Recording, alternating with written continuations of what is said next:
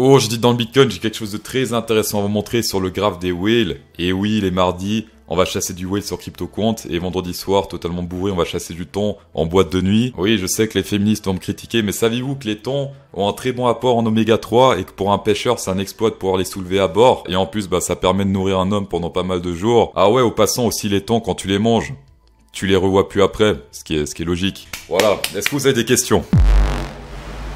Bitcoin aujourd'hui sans surprise, on est toujours bloqué entre ce support et cette résistance, support vert, résistance rouge. On a également sur Space Algo version 10 de tolérance, un ABCD extended qui a été confirmé. Première target ici vers les, ici 26 700 si on prend avec le Fibonacci, je préfère faire avec le Fibonacci. On prend ici le top, le bottom.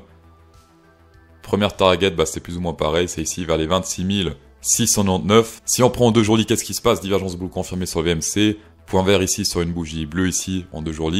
On a également une divergence bleue potentielle sur le MACD, qui n'est pas encore confirmée, elle est confirmée quand on passe dans le vert ici. Pour les targets divergence, on prend le top, ici on prend le bottom. 0,3 et 2, 23 059, on peut arrondir à 23 000. Donc première target de cette divergence boule, 23 000. Niveau whale plancton, qu'est-ce qui se passe? Mur vendeur ici vers les 22 000, qui tient depuis maintenant pas mal de temps ici, jamais pété.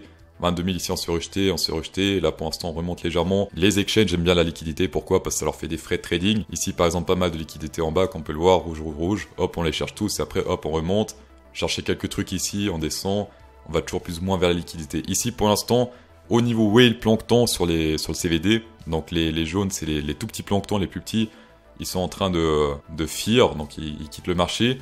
Les whales quittent doucement mais sûrement, donc là pour l'instant c'est pas très optimiste ce qu'ils font, puisque là, ils ont acheté à fond durant le bottom et là de plus en plus ils vendent.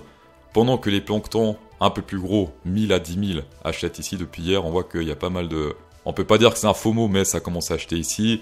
Pendant que les 10 000 à 1 million ici descendent également doucement mais sûrement. Alors niveau sélection naturelle, niveau Burj Khalifa, je pense que c'est clair. Ça se passe ici vers les 21 409. Ici gros Burj Khalifa, pas mal de sélection naturelle de levier si on monte sur ce niveau-là. Ici sur le SP500 chez les option traders, on peut voir que le premium du SP500 est très élevé, d'accord, high premium. Le put c'est ceux qui paraissent à la baisse, call c'est ceux qui paraissent à la hausse. Et là qu'on peut le voir, quand les frais de trading à la baisse sont élevés, qu'est-ce qui se passe? Souvent on s'approche d'un bottom. La dernière fois c'était ici durant la pandémie, donc le Covid. Et ici on a quoi? On a le Global Financial Crisis, ici le subprime, donc ici également c'est très bas. Très bas, beaucoup pour les puts premium, voilà. Historiquement on peut voir que ça indique plutôt les bottoms que les tops, parce qu'ici quand on s'est par exemple suracheté, ok, là on a un top, ici c'est pas vraiment un top, et ici c'est pas non plus un top puisqu'après on continue à monter. Donc là ça marche plutôt sur les bottoms, pas trop sur les tops. 2 backtests, rien de très incroyable, mais ça reste quand même des bottoms majeurs qu'il a détectés ici, comme le subprime et le Covid, voilà. Et comme vous le savez, le SP500 impacte le marché crypto. On va passer sur la map des grosses darons.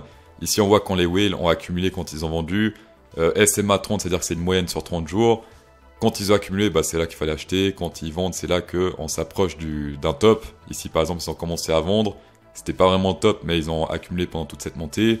Ici, ils ont tous vendu, comme on peut le voir, en 2018. Là, ils ont tous vendu avant l'ATH. Et après, qu'est-ce qui se passe? On se pète la gueule.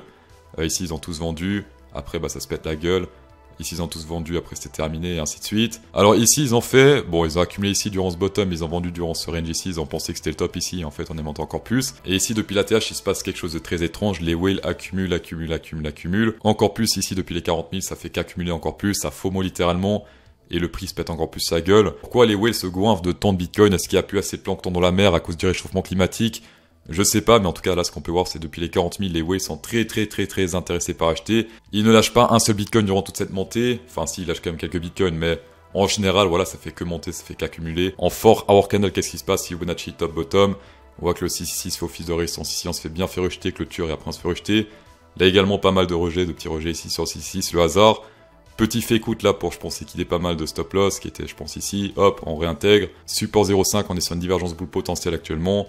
La tendance doit être neutrale puisque là ça commence à zigzaguer un peu, donc on peut parier la hausse ou à la baisse ici en 4 heures. Divergence bleue confirmée si cette bougie clôture dans le vert dans 2 heures et 1 seconde, et 1 minute pardon.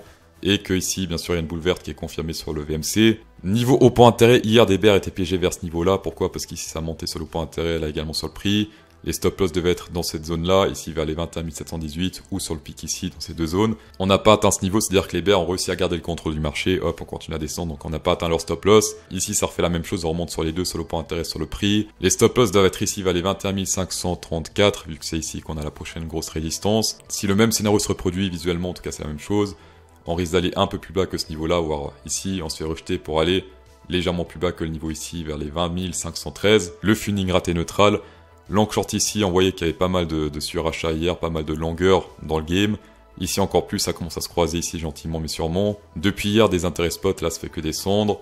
Les futurs font monter un peu le prix, mais ce ne sont uniquement les futurs qui font monter le prix pour l'instant. Monter CNC, les spots et les futurs qui font monter le prix. Pour en savoir plus sur le trading avancé, pour trader comme CryptoSauce, c'est le seul cours de trading crypto avancé accessible à tous les budgets. Et sinon, on vend en description 8500 $ à recevoir sur Bybit et sur Delta.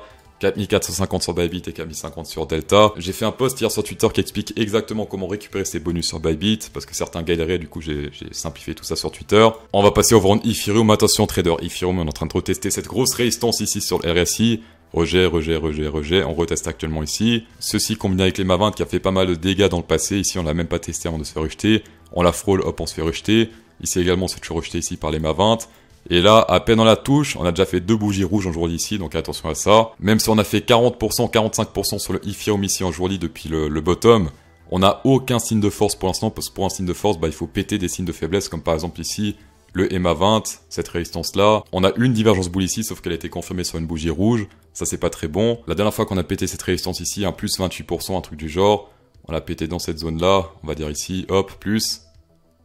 Ah, 21%, ça reste 21%. En fort hour candle, on a le Ascending Triangle sur l'Ethereum. On a réussi à prédire le pétage à la baisse hier. Pourquoi? Parce qu'il a pété ici sur le RSI à la baisse, alors qu'il a pas encore pété ici sur les bougies. Personnellement, je traite pas ça parce que les débutants traitent ça. Après, s'il y a un petit piège qui se forme, par exemple ici, hop, on fait un petit pump pour liquider tous les shorters qui ont shorté ici, qui ont mis leur stop loss, je dirais, dans cette zone.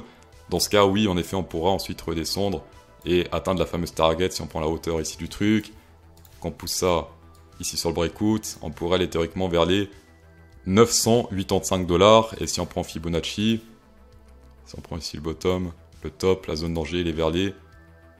Hop, zone danger vers les 1033. Petit bonus sur le Nasdaq en journée, grosse résistance, on la reteste actuellement, rejet, pour l'instant c'est un mini rejet puisqu'hier c'était une bougie rouge. Pareil sur le RSI, donc ça concorde, rejet, et pour l'instant, petit rejet hier. Ici, petit signe de force sur le VMC, puisqu'il y a une divergence boule confirmée sur cette bougie-là, bougie bleue, donc divergence boule confirme ici sur le Nasdaq. Ici, ce qu'on veut sur le Nasdaq dans les jours qui vont suivre, c'est clairement un breakout sur cette résistance, hop, signe de force, rebond, toujours plus haut, pareil sur le RSI. Et sinon, merci d'avoir checké cette vidéo, c'est toujours un plaisir, spécial go 10% de rabais avec CryptoSauce 10, tapez dedans, insérez un pouce bleu pour encore plus de plaisir, et bonne soirée.